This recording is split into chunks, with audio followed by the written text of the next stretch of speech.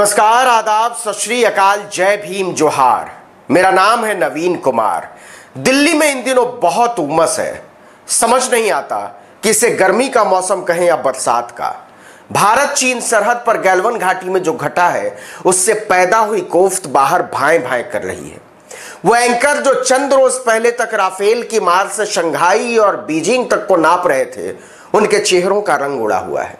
GDP इतिहास में पहली बार -23.9% पर जा चुकी है। 1 मिलियन डिसलाइक के बाद यूट्यूब पर प्रधानमंत्री के मन की बात को लाइक डिसलाइक करने का विकल्प बंद किया जा चुका है। टीवी पर सुशांत रिया के रिश्तों से जूझते हुए एंकर अब टीआरपी घोटने के बाद चीन पर फर्जी खबर फैलाने में जुट गए हैं और संक्रमण के मामले में हम दुनिया के विभत्सतम देशों में तब्दील हो चुके हैं।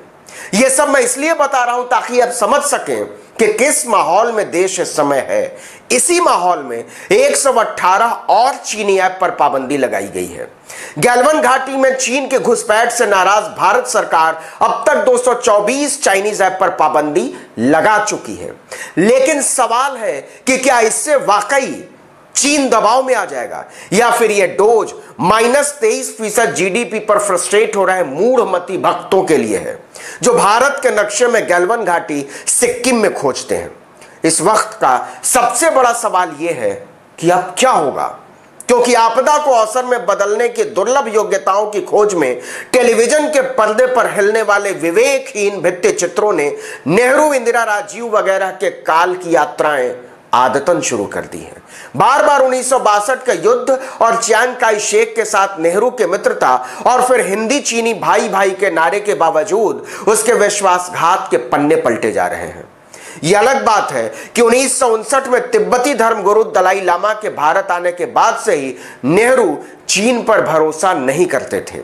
चीन पहला देश था जिसने कश्मीर की स्वायत्तता का मुद्दा उठाया था।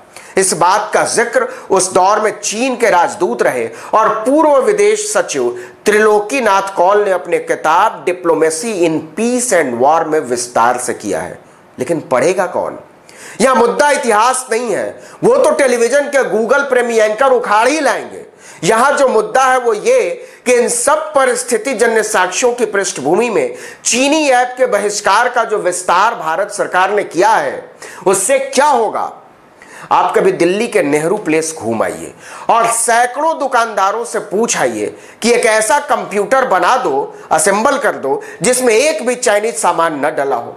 बना दे तो हमको बताना मत भूलिएगा। आपके बाल बच्चे, भाई, रिश्तेदार जिस मोबाइल, लैपटॉप या टैब पर ऑनलाइन क्लास इन दिनों कर रहे होंगे उसके निर्माण का देश भी देख लीजिएगा। मैंने कोई 3 महीने पहले कोशिश की थी। Motherboard, hard disk, graphics card, monitor से लेकर कैबिनेट तक हर चीज ज्यादातर चीन निर्मित थी। मैंने कई दुकानदारों से पूछा कि अगर लिखने पढ़ने भर के लिए विशुद्ध तौर पर एक भारतीय कंप्यूटर बनाना हो तो क्या करना होगा। उसका जवाब इससे ज्यादा मासूम था, मोदी जी को ही वोट दिया था सर, लेकिन अब क्या जान लोगे हमारी। इन घटनाओं का जिक्र इसलिए करना पड़ा ताकि समझा जा सके कि चीन से सरहद पर जारी तनाव को, चीनी सामान और ऐप के बहिष्कार को राष्ट्रवादी जनभावनाओं में बदलना वैसे ही है जैसे 5वीं का छात्र भूगोल की किताब से E = mc² का मतलब समझने की कोशिश कर रहा हो। यह कोशिश कोई बच्चा करे तो उसे दरकिनार किया जा सकता है, लेकिन अगर यह कोशिश दुनिया के विशालतम लोकतंत्र की सरकार करे तो लगता है वो वैश्विक परिस्थितियों और देश की जनता दोनों को मजाक समझती है। स्वनामधन्य संचार मंत्री रविशंकर प्रसाद के नेतृत्व में अस्त हो चुके बीएसएनएल ने 4G अपग्रेडेशन प्रोजेक्ट में चीनी कंपनी को दिया गया ठेका रद्द कर दिया है। रेलवे ने सिग्नलिंग और टेलीकम्युनिकेशन प्रोजेक्ट में चीनी कंपनी को दिया गया ठेका जो कि 471 करोड़ रुपए का था वो भी रद्द कर दिया। इंडियन ओलंपिक एसोसिएशन ने खिलाड़ियों के लिए जूते, मोजे, किट मुहैया कराने वाली चीनी कंपनी ली निंग को दिया गया ठेका भी रद्द कर दिया है। तो क्या समझे? इसका मतलब यह है कि गड्ढा खोदने से लेकर रेड लाइट लगाने और ऑप्टिकल फाइबर बिछाने तक में चीन हमारे देश में भीतर तक घुसा हुआ है। इसका मतलब तो यह हुआ कि 6 साल से मेक इन इंडिया का जो ड्रामा चल रहा है उसमें हम अपना बिजली बत्ती लगाने लायक भी नहीं हो पाए हैं। जाकर पता कीजिएगा कि आप जिस वाईफाई पर धड़ाधड़ ये डाटा चला रहे हैं उसका ऑप्टिकल फाइबर कहां से आया है, आप समझ जाएंगे। इसीलिए कहता हूं कि चीनी ऐप तो ठीक है, लेकिन क्या चीनी सामान का बहिष्कार किया जा सकता है? इसका जवाब नहीं में देना इस समय बहुत जोखिम भरा काम है। लेकिन क्रिकेट को धर्म बनाने का धंधा करने वाली कंपनी बीसीसीआई को यह जोखिम लेने में न डर लगता है और न ही उसका गला सूखता है। इसके खजांची अरुण कुमार धूमल ने 2 महीने पहले चीनी मोबाइल कंपनी विवो के साथ आईपीएल प्रायोजन करार खत्म करने से साफ इनकार कर दिया था। विवो बीसीसीआई को सालाना 440 करोड़ रुपए देती है। धूमल ने 2 टूक कह दिया था कि विवो के साथ बीसीसीआई का करार 2022 तक है और यह जैसे जारी था वैसे चलता रहेगा। उनकी दलील थी कि चीन का पैसा भारतीय क्रिकेट की मदद कर रहा है, राष्ट्रवाद ला रहा है और सरकार को इस पर टैक्स मिलता है। यह तो फायदे की बात है, इसमें दिक्कत क्या है? कुछ और पीछे चलते हैं। एक और चीनी मोबाइल कंपनी ओप्पो, नाम सुना होगा आपने, सितंबर 2019 तक टीम इंडिया को स्पॉन्सर कर रही थी। मार्च 2017 में ओप्पो ने वीवो को पीछे छोड़कर 768 करोड़ में टीम इंडिया की जर्सी के अधिकार खरीदे थे। इसके बाद बेंगलुरु की app based education company Byju's भारतीय टीम को स्पॉन्सर करने लगी। बीसीसीआई ने बायजूस से जो करार किया है वो 5 सितंबर 2019 से 31 मार्च 2022 तक लागू रहेगा। अब जरा बायजूस में पैसा लगाने वाले लोगों और कंपनियों की लिस्ट उसी की वेबसाइट पर देख लीजिए जिसकी घोषणा उसने पूरे गर्व के साथ अपनी वेबसाइट पर खुद की है, जिसमें एक नाम है टेंसेंट होल्डिंग लिमिटेड का। टेंसेंट का मुख्यालय है शेंजन और इसके निदेशक है हांग वेई चेन। टेंसेंट बायजूस में अभी तक लगभग 350 करोड़ रुपए का निवेश कर चुकी है। बायजूस के विज्ञापनों से देश के तमाम अखबार, टीवी चैनल धन्य धन्य उपकृत हैं। बायजूस क्लास दिलवाना बच्चों के लिए स्टेटस सिंबल बन चुका है। आप बैन कर दीजिए। आप चाहें तो इसका भुगतान पेटीएम से कर सकते हैं।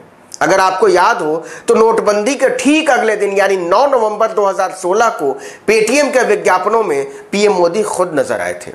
10 अरब डॉलर की कंपनी पेटीएम किसकी है? आप कहेंगे नोएडा वाले विजय शेखर शर्मा की। ना, एकदम गलत। पेटीएम में सबसे बड़ी हिस्सेदारी है चीन वाले अलीबाबा की कंपनी एएनटी फाइनेंशियल की, जिसे पहले अली पे के नाम से जानते थे। यह 29.71% है।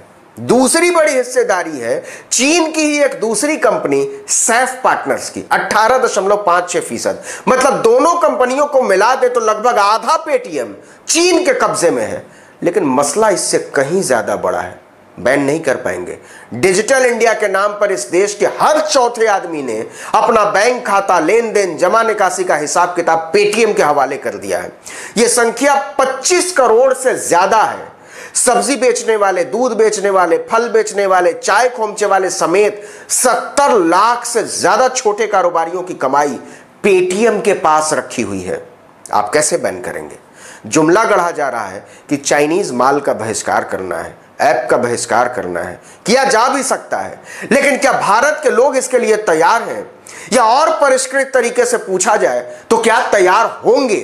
क्या वाकई इस देश का शहरी सुविधा भोगी मध्य वर्ग BigBasket, Swiggy, Flipkart, Hike, MakeMyTrip, Ola, Policybazaar, Snapdeal से नफरत करने लगेगा? इन सब में चीन का पैसा लगा हुआ है। और क्या वो इन कंपनियों के प्रति अपना लॉयल्टी बोनस छोड़ने का मन बना चुका है? इसका जवाब सब समझते हैं। 2018 में मेक इन इंडिया के ढोल नगाड़े के बीच चीन ने भारत की ग्लैंड फार्मास्यूटिकल को 1 अरब 10 करोड़ डॉलर में खरीद लिया था। क्या भारत के लोग, भारत की सरकार चीन को उसके निवेश और ब्याज का भुगतान करके अपनी देशी कंपनी वापस हासिल करना चाहेंगे? मेक इन इंडिया हो जाएगा। ऊर्जा मंत्री आरके सिंह ने 5 मार्च 2020 को संसद को लिखित जवाब में बताया था कि अप्रैल 2017 से अभी दिसंबर 2019 तक भारत चीन से 911 करोड़ डॉलर का सोलर उपकरण मंगा चुका था। इन उपकरणों से बत्ती जलाने वाले लोग क्या राष्ट्रवाद का अंधकार स्वीकार करने को तैयार हैं? समझने की कोशिश कीजिए। चाइनीज माल के बहिष्कार और ऐप पर बैन की लंतरानी ये कहानी गढ़ने की कोशिश कर रही है कि चाइना का माल मतलब दिवाली की लड़ी है, लक्ष्मी गणेश की सस्ती मूर्ति है, पन्नी वाला झंडा है, प्लास्टिक के झाड़ू है, बच्चों का खिलौना, फुटपाथ पर बिकने वाला ताला या सतरंगी लाइट है। ना, सच यह है कि इन सबसे ज्यादा बहिष्कार चाइना का माल है। विदेशी सामान के बहिष्कार को आंदोलन में बदल देने की नैतिकता गांधी के साथ ही इतिहास बन चुकी है।